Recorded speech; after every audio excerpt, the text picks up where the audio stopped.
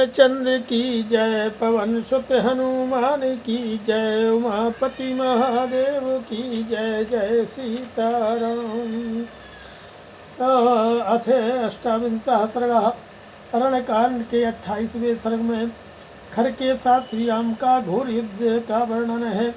नेतम दुखणम दृष्ट्वा रणे त्रिसहसः खरस्याप्य भवति त्रासो दृष्ट्वा रामस्य विक्रमम् स दृष्ट्वा राक्षसं सैन्यं विसह्यं महाबलं हतमेकेन रामेण दूषण त्रिशिरापि तद्बलं हतभूयिष्ठं विमनः प्रेक्ष्य राक्षसाः पार्थसाधकरो रामं विमुच्यर्वाश्वं यथा। त्रिशिरा सह दूषण को रणभूमि में मारा गया देख करके श्री राम के पराक्रम पर दृष्टिपात करके खर को भी बड़ा भय हुआ और जो है एक मात्र श्री राम ने महान बलशाली और असही राक्षस सेना का वध कर डाला। दूषण और त्रिशिरा को भी मार गिराया था। मेरी सेना के अधिकांश 14,000 प्रमुख वीरों को काल के गाल में भेज दिया। यह शब्द देख और सोच करके राक्षस खर उदास हो गया। उसने श्री राम पर उसी तरह आक्रमण किया जैसे नमुची ने इंद्र पर किया था। विक्रश्य बलवच्चापम नाराचान रक्त भोजनान खरस्क्षेप रामाय क्रुद्धानासी विषान। वो खर ने एक प्रबल धनुष को खींच करके श्री राम के प्रति बहुत से नाराज चलाए जो रक्त पीने वाले थे। वे समस्त नाराज रोष में भरे हुए विषधर सर्पों के समान प्रतीत होते थे। जहाँ विधुन्वन सुबहुसहत शिक्षास्त्राणि दर्शयनो चचार समरे मार्गांसरे रतगता खरा। धनुर्विद्या के अभ्यास से प्रत्यंचा को हिलाता और नाना प्रकार के अस्त्रों का प्रदर्शन करता हुआ रथारूढ़ खर सम्रांगण में युद्ध के अनेक पैतरे दिखाता हुआ विचरने लगा। सहस्रवासित सोबाणैः प्रदिशश्च महारथा पूर्यामास्तं दृष्ट्वा रामोऽपि सुमहद्धनु। उस महारथी वीर ने अपने बाणों से समस्त दिशाओं और विदिशाओं को ढक दिया। उसे ऐसा करते देख श्री राम ने भी अपना विशाल धनुष उठाया और समस्त दिशाओं को बाणों से आच्छादित कर दिया। सासायकैः दुर्विषहैः विस्फुलिङ्गैरिवाग्निभिः नमस्कारा विविरं पर्जन्योदृष्टिभिः। जैसे मेघ जल की वर्षा से आकाश को ढक देता है, उसी प्रकार श्री रघुनाथ जी ने भी आग की चिंगारियों के समान दुस्सह बाणों की वर्षा करके आकाश को ठसाठस भर दिया। वहाँ थोड़ी सी भी जगह खाली नहीं रहने दी। तदभूतैः बाणैः खर राम विसर्जितैः पर्याकाशमनाकाशम सर्वतः सरसंकुलम। खर और श्री राम द्वारा छोड़े गए पहले बाणों से व्याप्त हो सब ओर फैला हुआ आकाश चारों ओर से बाणों द्वारा भर जाने के कारण अवकाश रहित हो गया। सरजालावृता सूर्यो न तदाश्मे प्रकाशते अन्यो न बद संरंभादुभयो संप्रयुध्यतो। एक दूसरे के वध के लिए रोषपूर्वक जूझते हुए उन दोनों वीरों के बाण जाल से आच्छादित होकर सूर्यदेव प्रकाशित नहीं होते थे। ततो नाली नाली किनारा चही तीक्ष्णाग्रही शुभकर्णभिः काजघानरणे रामं स्तोत्रैर्व्योमद्युपम्। इसके बाद खर ने रणभूमि में श्री राम पर नाली किनारा तीखे अग्रभाग वाले विकर्णी नामक बाणों द्वारा प्रहार किया, मानो किसी महान गजराज को अंकुशों द्वारा मारा गया हो। तमृतस्तं धनुष्पाणं राक्षसं पर्यवस्थितं जलसु सर्वभूतानि पास्य हस्ताल्वांतिकम्। उस समय हाथ में धनुष लेकर के रथ में स्थिरतापूर्वक बैठे हुए राक्षस खर को समस्त प्राणियों ने पासधारी यमराज के समान देखा। हंतारं सर्वसैन्यस्य पौरुषे पर्यवस्थितं परिश्रांतं महाश्वत्वं मेने रामं खरस्तदा। उस बेला में समस्त सेनाओं का वध करने वाले तथा प्रसाद पर डटे हुए महान बलशाली श्री राम को खर ने थका हुआ समझा। तम सिंहमेव विक्रांतं सिंह विक्रांतगामिनं दृष्ट्वा नोद्विजिते रामः सिंहः क्षुद्रमृगं यथा।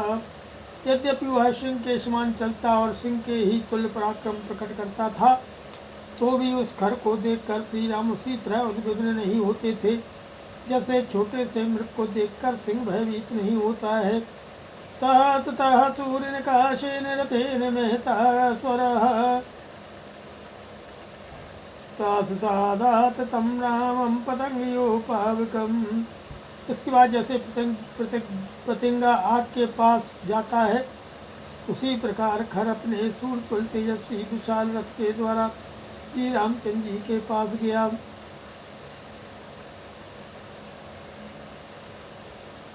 ततोश्चर्यसरं चापं मुष्टिदेशे महात्मनः खरश्चिच्छेद रामस्य दर्शयन् हस्तलाघवम्। वहाँ जाकर के उस राक्षस खर ने अपने हाथ की फुर्ती दिखाते हुए महात्मा श्री राम के बाण सहित धनुष को मुट्ठी पकड़ने की जगह से काट डाला।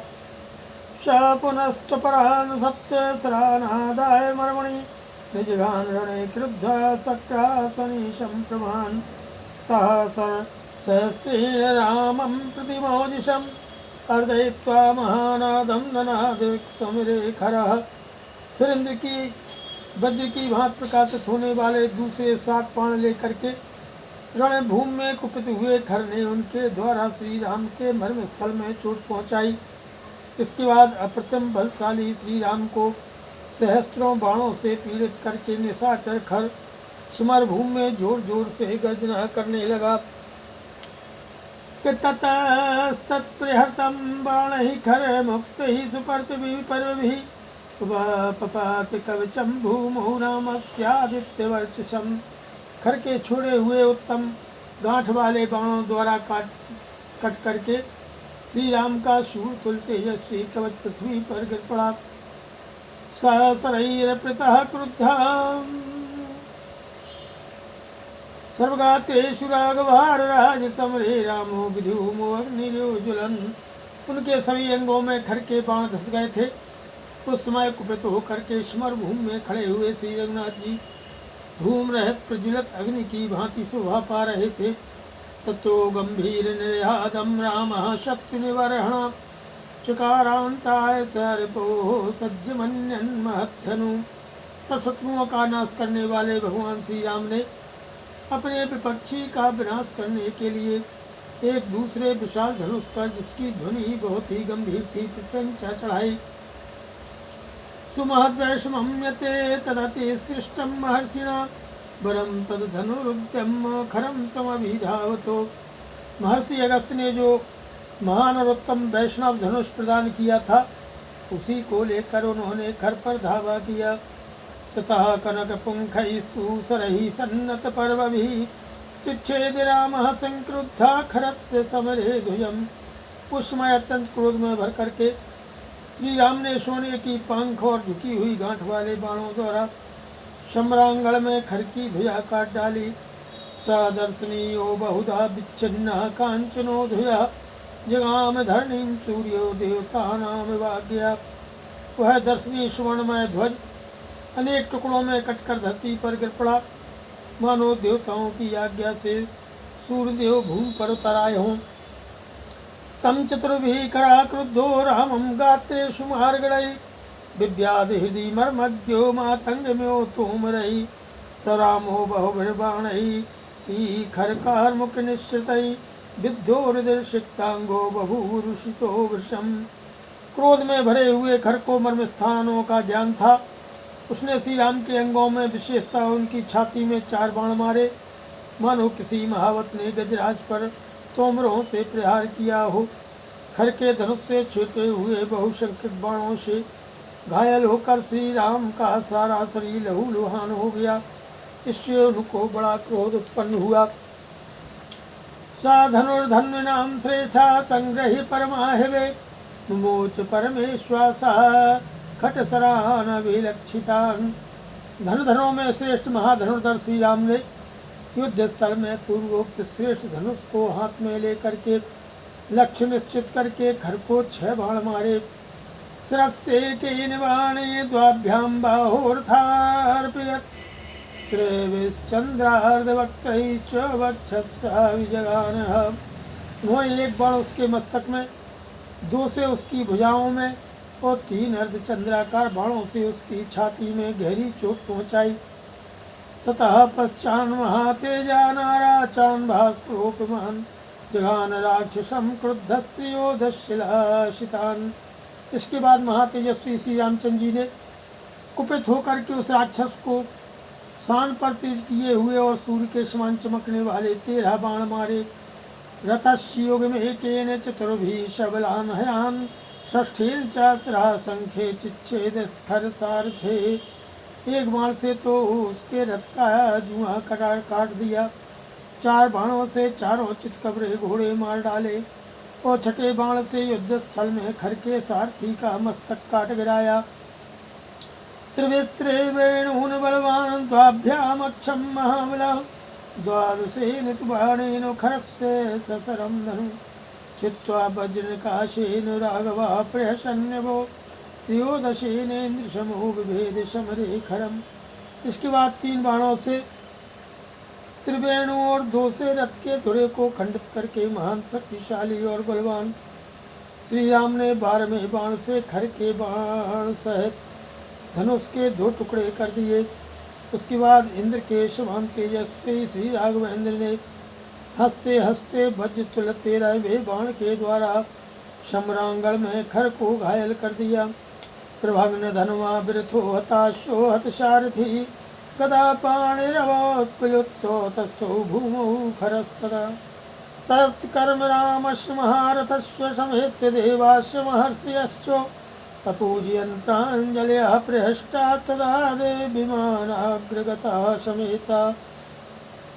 धनुष के खंडित होने, रथ के टूटने, घोड़ों के मारे जाने और सारथी के भी नष्ट हो जाने पर खर उस समय हाथ में गदा लेकर के रथ से कूदकर धरती पर खड़ा हो गया